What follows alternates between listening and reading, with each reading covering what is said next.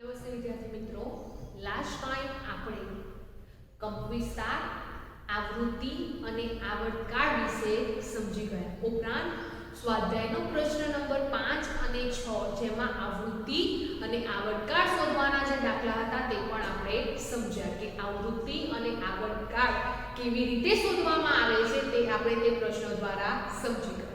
હવે વિદ્યાર્થી મિત્રો, આપણે આપણી આસપાસ જે પણ કોઈ અવાજ છે એ અવાજ જુદા જુદા સાંભળીએ છીએ. ઉપરાંત પદાર્થોના કંપન ને જોયા વગર આપણે અવાજ છે જે ધ્વનિ છે એ ધ્વનિને સાંભળીને તરત કહી શકીએ છીએ કે આ જે ધ્વનિ છે, આ જે અવાજ છે એ કોનો છે. તો વિદ્યાર્થી મિત્રો, આપણી આસપાસ જે પણ કોઈ અવાજ સંભળાય છે, ધ્વનિ સંભળાય છે, એ ધ્વનિ કેવો જોવા મળે છે? તો જુદો જુદો ધ્વનિ જોવા મળે છે. તો આમ આ જે પણ કોઈ જુદા જુદા ધ્વનિ છે એ જુદા જુદા ધ્વનિ જે અવાજ છે એ અવાજને અલગ કરવા માટે કોઈ પરિબળો જોવા મળે છે. તો હા વિદ્યાર્થી મિત્રો, જે પણ કોઈ અવાજ છે એ અવાજને અલગ કરવા માટે કેટલાક પરિબળો મહત્વના છે, જેમાં કંપ વિસ્તાર અને જે આવૃત્તિ છે એ બંને ધ્વનિ માટેના અગત્યના ગુણધર્મ છે. તો આપણી આસપાસ જે પણ કોઈ આપણે જુદા જુદા પ્રકારના અવાજ સાંભળીએ છીએ એ અવાજને અલગ કરવા માટેના પરિબળો કયા કયા છે? તો તે માટેના પરિબળો છે કંપ વિસ્તાર અને આવૃત્તિ. એટલે કે જે કંપ વિસ્તાર અને આવૃત્તિ છે એ બંને ધ્વનિ માટેના અગત્યના ગુણધર્મ છે. તો ધ્વનિ માટે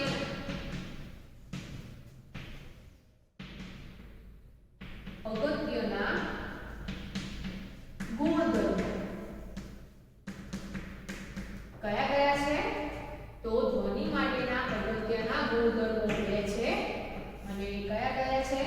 તો એક કંપ વિસ્તાર છે અને બીજું છે આવૃત્તિ. આ બંનેને આધારે જે પણ કોઈ અવાજ છે એ અવાજ જુદા જુદા ઉત્પન્ન થતા જોવા મળે છે. તો વિદ્યાર્થી મિત્રો, અહીંયા જે કંપ વિસ્તાર છે એ કંપ વિસ્તારનો આધાર કોની પર રહેલો છે? તો ધ્વનિની જે પ્રબળતા છે એ ધ્વનિની પ્રબળતા પર કંપ વિસ્તારનો આધાર જોવા મળે છે.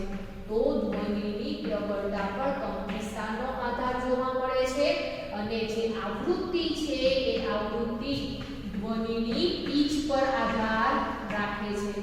તો આવૃત્તિ પર ધ્વનિની જે પીચ છે એ પીચ આધાર રાખે છે. તો અહીંયા ધ્વનિ માટેના અગત્યના બે ગુણધર્મ જોવા મળે છે, કંપ વિસ્તાર અને આવૃત્તિ. કંપ વિસ્તાર છે એ કંપ વિસ્તારનો આધાર ધ્વનિની પ્રબળતા પર રહેલો છે અને આવૃત્તિનો આધાર ધ્વનિની પીચ પર રહેલો છે. તો આ જે પ્રબળતા છે એ પ્રબળતા કોને કહીશું? એટલે કે જે અવાજ છે એ અવાજ તમે કેટલીક વાર મોટો અવાજ અને નાનો અવાજ સાંભળેલો હશે. એટલે કે પ્રબળ અવાજ અને મંદ નિર્બળ અવાજ ધ્વનિને સાંભળ્યા હશે. તો જ્યારે પણ આવા અવાજમાં ફેરફાર થતો જોવા મળે છે, કેટલીક વાર મોટો અવાજ સંભળાય છે, કેટલીક વાર નાનો અવાજ સંભળાય છે, નિર્બળ મંદ અવાજ સંભળાય છે, ધ્વનિ સંભળાય છે, એનો આધાર કોની પર રહેલો છે? તો તેનો આધાર કંપ વિસ્તાર પર રહેલો છે. તો ધ્વનિની પ્રબળતા પર આપણને જે ધ્વનિ છે એ ધ્વનિનો પ્રબળ અવાજ એટલે કે પ્રબળ ધ્વનિ, જેને મોટો અવાજ કહીએ છીએ આપણે, અને એવી જ રીતે નિર્બળ અથવા તો મંદ ધ્વનિ ઉત્પન્ન થતી જોવા મળે છે, જેને ઓછો અથવા તો નાનો અવાજ તરીકે ઓળખીએ છીએ. અને આ જે ધ્વનિની પીચ છે એ ધ્વનિની પીચમાં અવાજ કેવા જોવા મળે છે? તો વિદ્યાર્થી મિત્રો, કેટલીક વાર તમે કેટલાકના અવાજ એકદમ ધીણા સાંભળેલા હશે. ઉદાહરણ તરીકે જે સ્ત્રીઓ છે એ સ્ત્રીઓના અવાજ કેવા જોવા મળે છે? તો સ્ત્રીઓના અવાજ ધીણા જોવા મળે છે. અને તેની સરખામણીમાં પુરુષોના અવાજ કેવા જોવા મળે છે? તો પુરુષોના અવાજ જાડા જોવા મળે છે. તો આ ધીણાપણું અને જાડાપણા ના અવાજનો જે તફાવત છે એ તફાવત કોને આધારે જોવા મળે છે? તો જે ધ્વનિની પીચને આધારે એટલે કે આવૃત્તિને આધારે જોવા મળે છે. તો ધ્વનિની પીચ છે એ ધ્વનિની પીચમાં જે પણ કોઈ ધ્વનિ છે એ ધ્વનિ કેવો જોવા મળે છે? તો તીવ્ર ધ્વનિ અને જાડો ધ્વનિ. તો અહીંયા અવાજ છે એ અવાજ કેટલીક વખત મોટો આવે છે, કેટલીક વખત નાનો આવે છે, તેનો આધાર કંપ વિસ્તાર પર રહેલો છે. અને કેટલીક વખત કેટલાકનો અવાજ તીવ્ર જોવા મળે છે, જ્યારે કેટલાકનો અવાજ જાડો જોવા મળે છે, તેનો આધાર આવૃત્તિ પર રહેલો છે. તો આજે આપણે ધ્વનિની પ્રબળતા અને ધ્વનિની પીચ વિશે સમજીએ. તો સૌથી પહેલા તો ધ્વનિની પ્રબળતા કોને કહીશું? તો સૌથી પહેલા જોઈએ આપણે ધ્વનિની પ્રબળતા.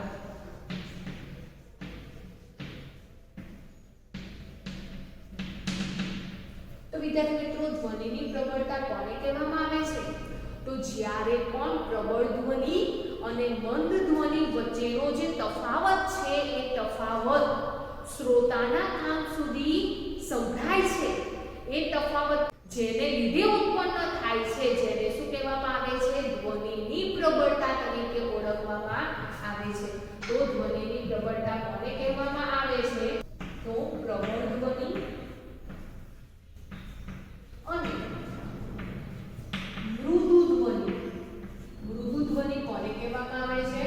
એટલે કે મંદ ધ્વનિ વચ્ચેનો તફાવત, જેના લીધે શ્રોતાના કાનમાં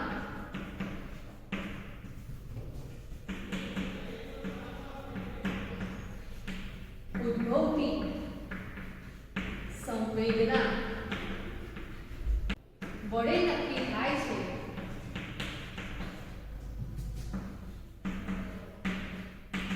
જેને શું કહેવામાં આવે છે? તો જેને ધ્વનિની પ્રબળતા તરીકે ઓળખવામાં આવે છે. આ ઉપરાંત વિદ્યાર્થી મિત્રો, આ જે ધ્વનિની પ્રબળતા છે એ ધ્વનિની પ્રબળતાને બીજે શું રીતે કહી શકાય છે? તો ધ્વનિની પ્રબળતા એટલે ધ્વનિના કંપ વિસ્તાર ની માનસશાસ્ત્રીય સમજ.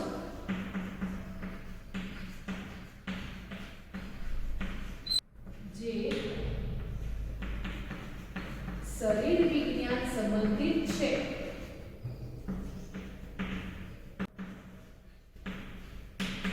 તેને શું કહેવામાં આવે છે? તેને પણ ધ્વનિની પ્રબળતા તરીકે ઓળખવામાં આવે છે.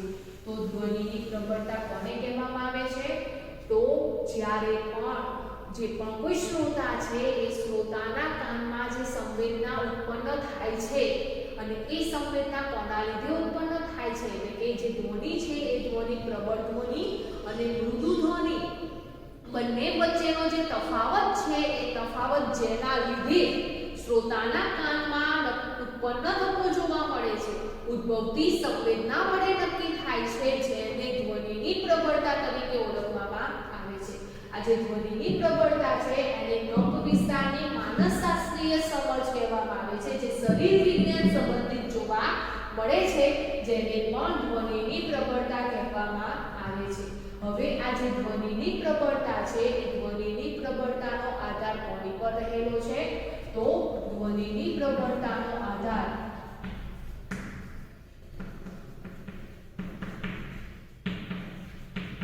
કંપ વિસ્તાર પર જોવા મળે છે.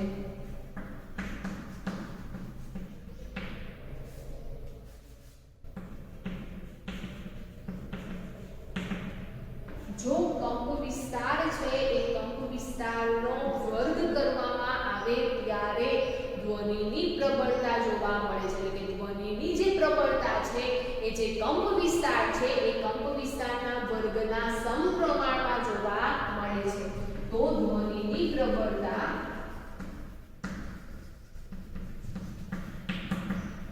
કંપ વિસ્તારના વર્ગના સમ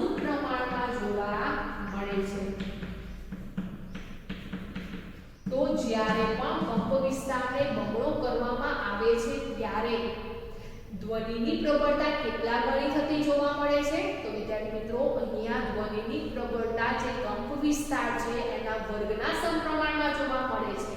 તો આ જે ધ્વનિની પ્રબળતા છે એ ધ્વનિની પ્રબળતા બરાબર શું થાય છે? તો કંપ વિસ્તાર છે એ કંપ વિસ્તારનો વર્ગ થતો જોવા મળે છે. તો જ્યારે કંપ વિસ્તારને બમણો કરવામાં આવે છે ત્યારે ધ્વનિની પ્રબળતા કેટલી જોવા મળે છે? તો 4 ગણી જોવા મળે છે. તો કંપ વિસ્તાર બમણો કરતા ધ્વનિની પ્રબળતા કેટલી જોવા મળે છે? તો ધ્વનિની પ્રબળતા 4 ગણી જોવા મળે છે. એટલે કે 4 ગણી થાય છે. હવે વિદ્યાર્થી મિત્રો આ જે કંપ વિસ્તાર છે એ કંપ વિસ્તાર પર ધ્વનિની પ્રબળતા આધાર રાખે છે. એટલે કે તેના પર જે પણ કોઈ ધ્વનિ છે એ પ્રબળ ધ્વનિ અને મૃદુ ધ્વનિ ઉત્પન્ન થતો જોવા મળે છે. તો ક્યારે પ્રબળ ધ્વનિ ઉત્પન્ન થાય છે અને ક્યારે મૃદુ ધ્વનિ ઉત્પન્ન થાય છે? તો જ્યારે કંપ વિસ્તાર છે એ કંપ વિસ્તાર મોટો હોય છે, જ્યારે કંપ વિસ્તાર મોટો હોય છે ત્યારે પ્રબળ ધ્વનિ ઉત્પન્ન થાય છે. તો પ્રબળ ધ્વનિ ઉત્પન્ન ક્યારે થાય છે?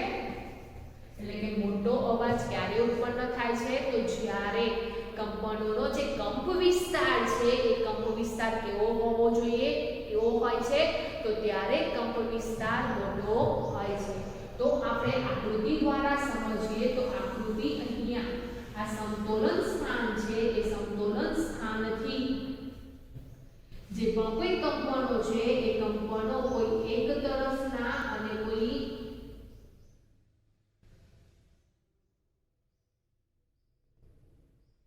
મહત્તમ સ્થાનાંતરને વિચારીએ તો કોઈ એક તરફનું આપણે મહત્તમ સ્થાનાંતર વિચારીએ એટલે શું કહેવામાં આવે છે? તો એને કંપ વિસ્તાર કહેવામાં આવે છે.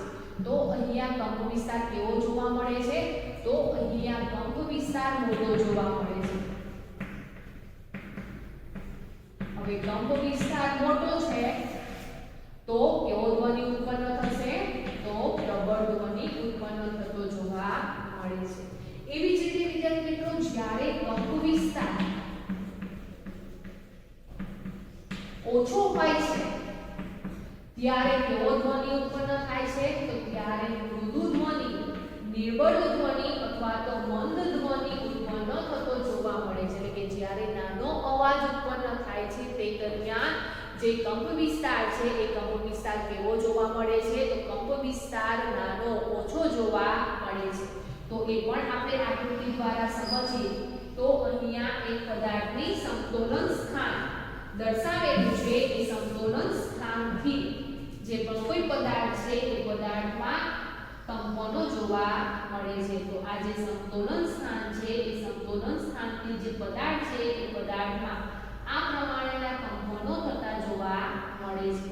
તો જ્યારે પણ જે પદાર્થોના કંપનોનો કંપ વિસ્તાર કેવો હોય? નાનો હોય, ઓછો હોય તે પ્રમાણ તે વખતે અવાજ કેવો ઉત્પન્ન થાય છે? ધ્વનિ કેવો ઉત્પન્ન થાય છે? તો તે વખતે મૃદુ ધ્વનિ ઉત્પન્ન થતો જોવા મળે છે. તો આમ કંપ વિસ્તાર ઓછો તો મૃદુ ધ્વનિ ઉત્પન્ન થાય છે અને કંપ વિસ્તાર મોટો ત્યારે પ્રબળ ધ્વનિ ઉત્પન્ન થતો જોવા મળે છે. તો અહીંયા પ્રબળ ધ્વનિ અને મૃદુ ધ્વનિ વચ્ચેનો તફાવત જેના લીધે શ્રોતાના કાનમાં ઉદ્ભવતી સંવેદના વડે નક્કી થાય છે જેને ધ્વનિની પ્રબળતા તરીકે ઓળખવામાં આવે છે. અને આ જે ધ્વનિની પ્રબળતા છે એ કંપ વિસ્તાર પર આધાર રાખે છે. કંપ વિસ્તાર મોટો તો ધ્વનિ પ્રબળ એટલે કે ધ્વનિ મોટો, અને જો કંપ વિસ્તાર નાનો તો ધ્વનિ કેવો જોવા મળે છે? તો ધ્વનિ પણ નાનો એટલે કે ઓછો જોવા મળે છે. તો જ્યારે પણ તમે આવા પ્રકારનો અવાજ સાંભળો ત્યારે તમને તરત જ ખ્યાલ આવી જશે કે આમાં જે કંપ વિસ્તાર છે એ કંપ વિસ્તાર નાનો અને મોટો જોવા મળે છે. તો કેટલીક વખત નાનો અવાજ ઉત્પન્ન થાય ત્યારે કંપ વિસ્તાર ઓછો જોવા મળશે, જે કેટલીક વખત વધારે મોટો અવાજ ઉત્પન્ન થાય ત્યારે કેવો કંપવિસ્તાર જોવા મળે છે? તો મોટો જોવા મળે છે. ઉદાહરણ તરીકે વિદ્યાર્થી મિત્રો, જ્યારે વર્ગખંડમાં તમને કોઈ ટોપિક વાંચવાનું કહે છે અને એ ટોપિક આખા ક્લાસમાં ઊભા થઈને વાંચવાનું કહે છે ત્યારે કેટલાક વિદ્યાર્થીઓના અવાજ મોટેથી આખા વર્ગખંડમાં સંભળાય તેવો જોવા મળે છે. જ્યારે કેટલાક વિદ્યાર્થીઓનો અવાજ બાજુમાં બેઠેલો બીજો વિદ્યાર્થી છે તેને પણ સંભળાતો નથી તેવો અવાજ ઉત્પન્ન થતો જોવા મળે છે. તો આ પ્રબળ ધ્વનિ અને મૃદુ ધ્વનિ છે એ શાને પર આધાર રાખે છે? તો એ કંપ વિસ્તાર પર આધાર રાખે છે. હવે તેવી જ રીતે આપણે ધ્વનિ છે એ ધ્વનિની પિચ સમજીએ. તો ધ્વનિની પિચ કોને કહેવામાં આવે છે? તો વિદ્યાર્થી મિત્રો, કેટલીક વખત તમે કેટલાકના અવાજ તીણા અને કેટલાકના અવાજ જાડા સાંભળેલા છે. તો એ તીણો અવાજ છે, જાડો અવાજ છે, એ અવાજ શાને લીધે ઉત્પન્ન થાય છે? તો તેને ધ્વનિની પિચ તરીકે ઓળખવામાં આવે છે. તો ધ્વનિની પિચ એટલે ધ્વનિનો જે ગુણધર્મ ધ્વનિની મહત્તા અને ન્યૂનતા રજૂ કરે છે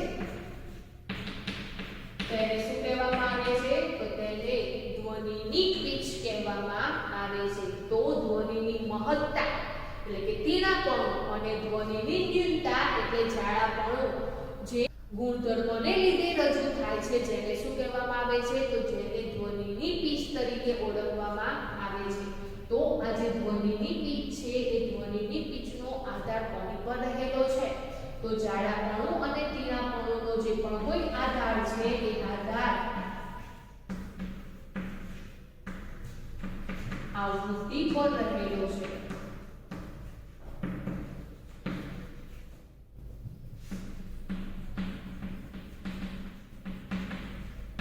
તો અહીંયા જે ધ્વનિની પિચ છે એ ધ્વનિની પિચનો આધાર જે આવૃત્તિ છે, દોલનોની સંખ્યા છે તેને પર રહેલો છે.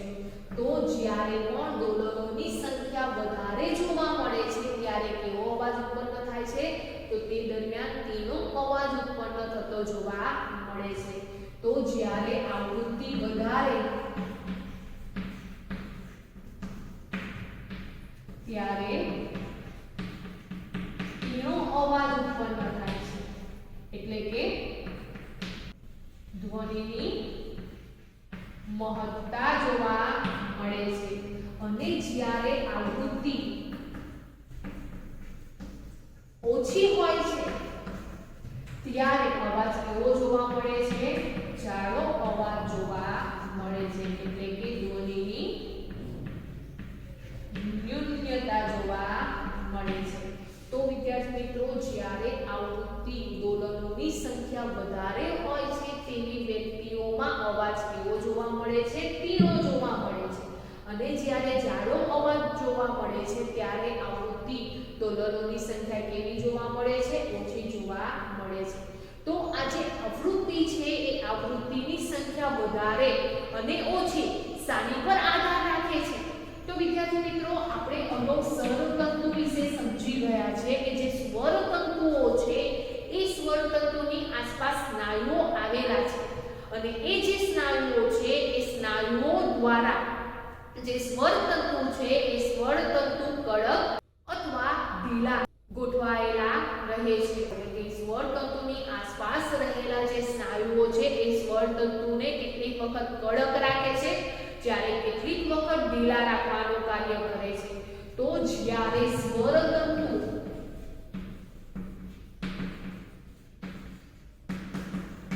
કડક હોય, કડક એટલે ચુસ્ત હોય, તો જ્યારે સ્વરતંતુઓ ચુસ્ત હોય છે, કડક હોય છે તે દરમિયાન આવૃત્તિ કેવી જોવા મળે છે? તો આવૃત્તિ વધારે જોવા મળે છે. તો આવૃત્તિ ક્યારે વધારે થાય છે તે જ્યારે સ્વર તંતુઓ કડક હોય છે તે દરમિયાન કેવા જોવા મળે છે તો જ્યારે સ્વર તંતુઓ કડક હોય છે ત્યારે સ્વર તંતુઓ પાતળા હોય છે અને તે દરમિયાન આવૃત્તિ કેવી જોવા મળે છે તો તે દરમિયાન આવૃત્તિ વધારે જોવા મળે છે અને જ્યારે આવૃત્તિ વધારે હોય છે ત્યારે ધ્વનિની પિચ કેવી જોવા મળે છે તો ત્યારે ધ્વનિની જે પિચ છે એ પણ વધારે જોવા મળે છે અને ધ્વનિ કેવો જોવા મળે છે તો જે ધ્વનિ છે એ તીણો જોવા મળે છે તો જ્યારે સ્વર તંતુઓ કડક અને પાતળા હોય છે ત્યારે આવૃત્તિ વધારે જોવા મળે છે જ્યારે તેની પિચ પણ વધારે થાય છે અને ધ્વનિની પિચ વધારે હોય ત્યારે ધ્વનિ કેવો જોવા મળે છે તેનો જોવા મળે છે તો ઉદાહરણ તરીકે સ્ત્રીઓનો અવાજ કેવો જોવા મળે છે તેનો જોવા મળે છે અને તેવી જ રીતે જ્યારે સ્વર તંતુઓ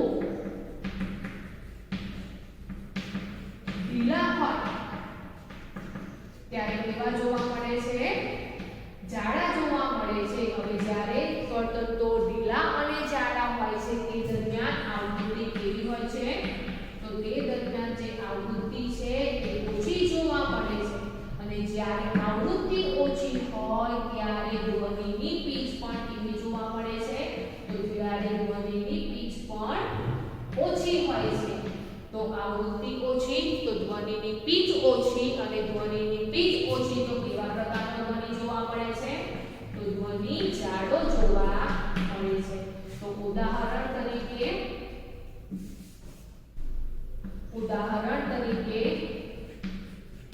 પુરુષોનો અવાજ તો જે પુરુષોનો અવાજ છે એ જાડો જોવા મળે છે જેથી કરીને તેમનામાં જે આવૃત્તિ છે દોલનોની સંખ્યા છે ઓછી જોવા મળે છે શા માટે તો જે સ્વર તંતુઓ છે એ સ્વર તંતુઓ ઢીલા જોવા મળે છે જાડા જોવા મળે છે જેથી કરીને આવૃત્તિ ઓછી જોવા મળે છે અને ધ્વનિની પિચ પણ ઓછી જોવા મળે છે માટે તેમનો અવાજ કેવો જોવા મળે છે જાડો જોવા મળે છે તો અહીંયા આ સ્વર તંતુઓ કડક હોય છે ત્યારે આવૃત્તિ વધારે જોવા મળે છે તે આપણે આકૃતિ દ્વારા સમજીએ તો વિદ્યાર્થી મિત્રો આવૃત્તિ વધારે હોય એનો મતલબ શું થાય છે તો કોઈ એક પદાર્થ છે એના સમતોલન સ્થાન પર કંપનો કરે છે તો આ સમતોલન સ્થાનથી એના માં થતા જે કંપનો છે એ કંપનો આ પ્રમાણે જોવા મળે છે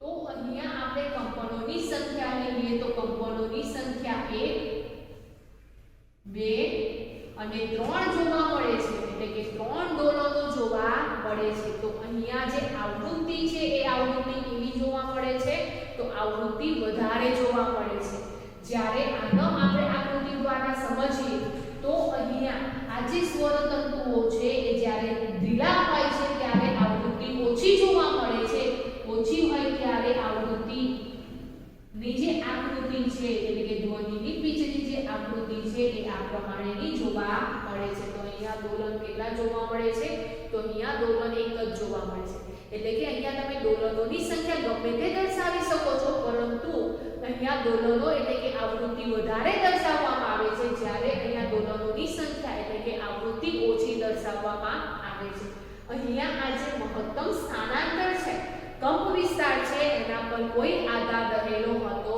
નથી અહીંયા જે દોલનોની સંખ્યા છે એ દોલનોની સંખ્યાના આધાર જે તીણાપણાનો અવાજ અને જાડાપણાનો અવાજ છે તેની પર રહેલો છે આ ઉપરાંત વિદ્યાર્થી મિત્રો ઉદાહરણ તરીકે તમે સિસોદીનો અવાજ સાંભળેલો હશે તો સિસોદીનો અવાજ કેવો જોવા મળે છે તો સિસોદીનો અવાજ તીણો પાતળો જોવા મળે છે તો શા માટે પાતળો જોવા મળે છે તો એમાં આવૃત્તિ છે એ આવૃત્તિ કેવી જોવા મળે છે તો આવૃત્તિ વધારે જોવા મળે છે કંપનોની સંખ્યા વધારે જોવા મળે છે જેને કારણે સિસોદીનો અવાજ કેવો જોવા મળે છે તો સિસોદીનો અવાજ તીણો જોવા મળે છે તેની સરખામણીમાં ડ્રમનો અવાજ તમે સાંભળેલો હશે તો ડ્રમનો અવાજ કેવો જોવા મળે છે તો ડ્રમનો અવાજ જાડો જોવા મળે છે શાને કારણે તો તેમની ધ્વનિની પીચ ઓછી છે એટલે કે આવૃત્તિ ઓછી હોવાને કારણે તેમનો અવાજ જાડો જોવા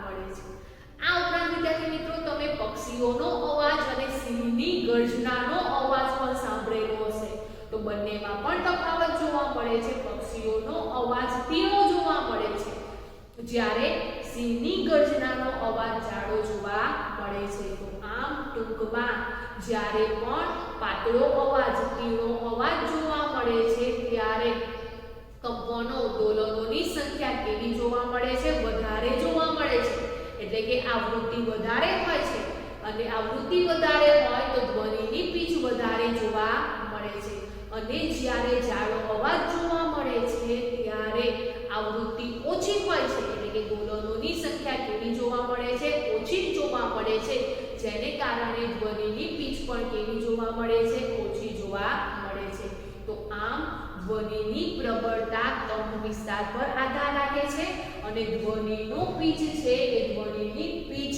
આવૃત્તિ પર આધાર રાખે છે આ ઉપરાંત વિદ્યાર્થી મિત્રો ધ્વનિની જે પ્રબળતા છે એ ધ્વનિની પ્રબળતાને ડેસિબલ એકમ દ્વારા દર્શાવવામાં આવે છે તો ધ્વનિની પ્રબળતાને કયા એકમ દ્વારા દર્શાવવામાં આવે છે તો ધ્વનિની પ્રબળતા ને ડેસિબલ તરીકે ઓળખવામાં આવે છે તેનો એકમ શું છે ડેસિબલ જેને ડી વડે દર્શાવવામાં આવે છે અને આ જે ડીબી છે તે શું છે તો એ છે ડેસિબલ અને આ ડેસિબલ શું છે તો પ્રબળતા જે ધ્વનિની પ્રબળતા છે એનો એકમ છે તો જ્યારે પણ ધ્વનિની પ્રબળતા છે એ 80 ડેસિબલ કરતાં વધારે જોવા મળે છે એવો જે અવાજ છે જેને ઘોંઘાટ તરીકે ઓળખવામાં આવે છે જેનાથી આપણા શરીરને નુકસાન થતું જોવા મળે છે એટલે કે વિદ્યાર્થી મિત્રો જે કારખાના ફેક્ટરીઓના અવાજ છે એ ધ્વનિની પ્રબળતા કેટલી જોવા મળે છે